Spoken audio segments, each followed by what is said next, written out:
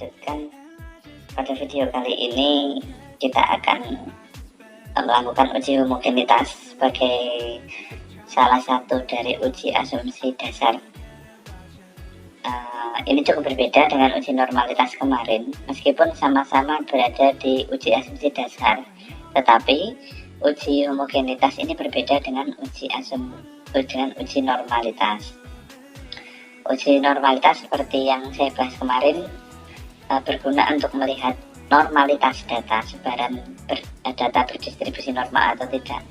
Sedangkan untuk uji homogenitas itu mau melihat hubungan antara dua kelompok data itu apakah homogen atau tidak ya.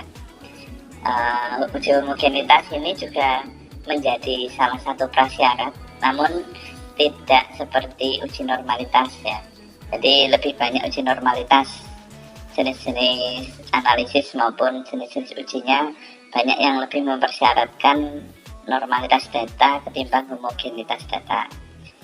Nah, untuk analisis yang menggunakan uji homogenitas itu umumnya dibagi menjadi dua ya, yaitu yang menggunakan ANOVA, uji ANOVA ya, dan satu lagi adalah uji T independen atau independent t-test.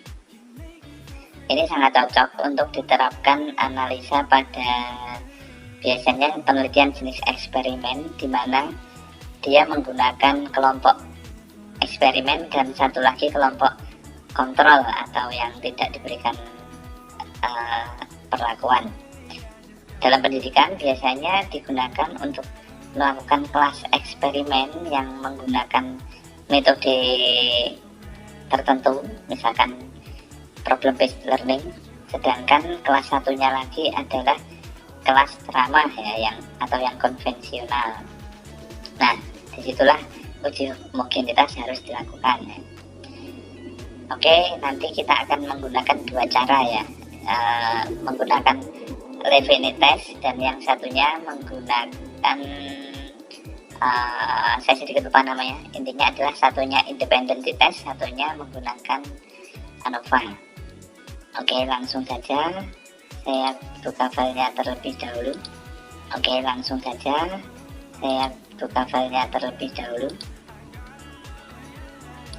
Kali ini kita menggunakan file yang berbeda.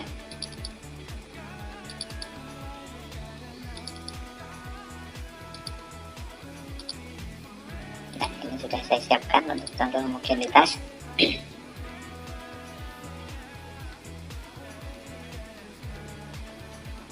File ANOVA. Oh, sepertinya belum saya refresh. Saya ulangi lagi.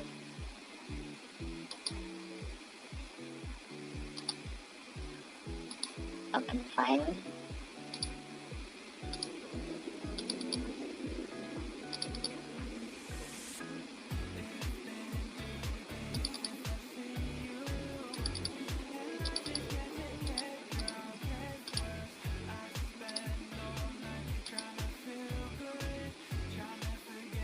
Ya, sudah muncul.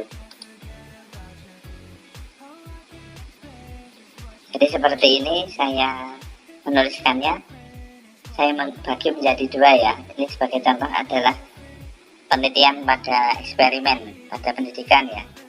Dia membandingkan antara kelas inquiry, kelas yang diberi perlakuan inquiry, sebut saja kode kelasnya 1, dengan kelas yang ceramah ya. Karena dia memiliki hipotesis bahwa kelas yang diajar dengan metode inquiry itu lebih bagus atau mungkin lebih bisa meningkatkan hasil belajar dibandingkan metode ceramah ya. Jadi yang inquiry saya beri kode 1 dan yang kelas ceramah saya beri kode 2. Jadi ini adalah dua kelas yang terpisah dengan responden yang berbeda. Sekarang kita lihat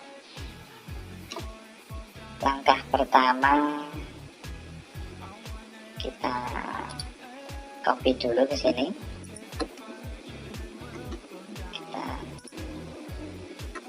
sediakan di bawahnya.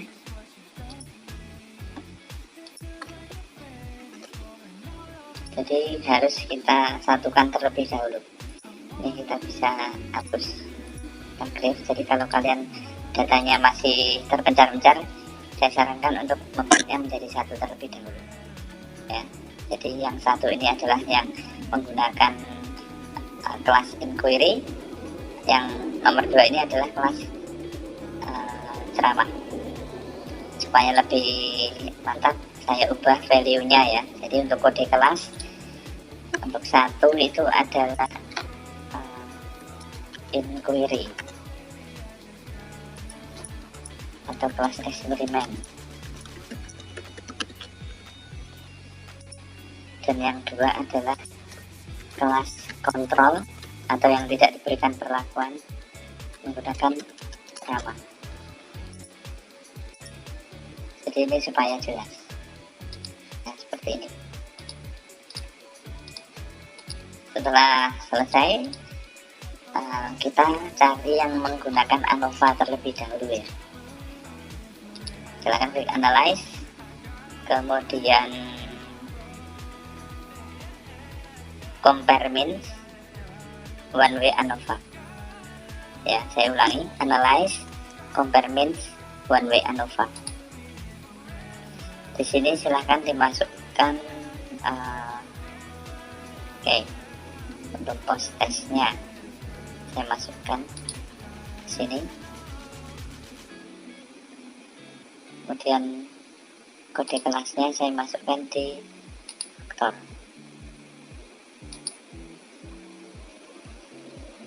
Kemudian klik option. Di sini silakan dicentang homogeneity of variance test ya. Jika sudah, klik continue, kemudian klik OK. Akan muncul nilai sig ya. Jadi di sini ada tabel test of homogeneity of variance. Bagaimana cara interpretasinya, yaitu apabila nilai sig-nya lebih besar dari 0,05 atau lebih besar dari signifikansi 5%, maka dikatakan datanya memenuhi uji homogen. Jika kurang dari 0,05 maka dia datanya tidak homogen ya. Ini nilainya 0,5 ya, lebih besar dari 0,05. Jadi dia lulus uji homogenitas. Kemudian saya pakai cara yang kedua, yang digunakan untuk uji T independent atau T independent test.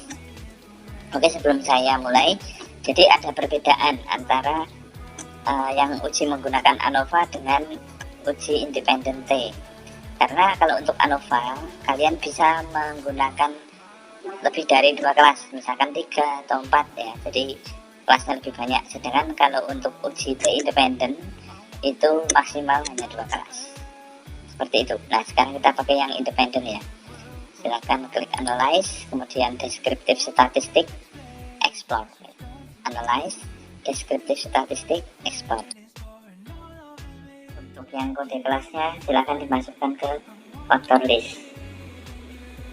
Oke, kalau sudah ya, silakan klik plot.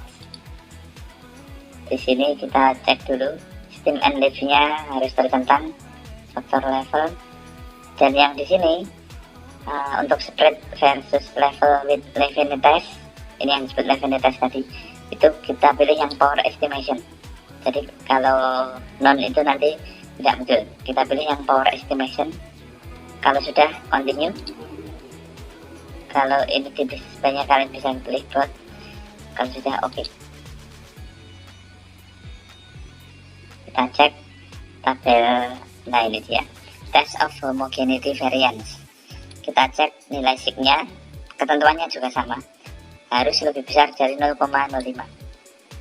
Dan ini semuanya lulus uji homogenitas ya, karena nilainya lebih dari 0,05. Oke, itu saja dulu. Kita lanjutkan untuk video berikutnya.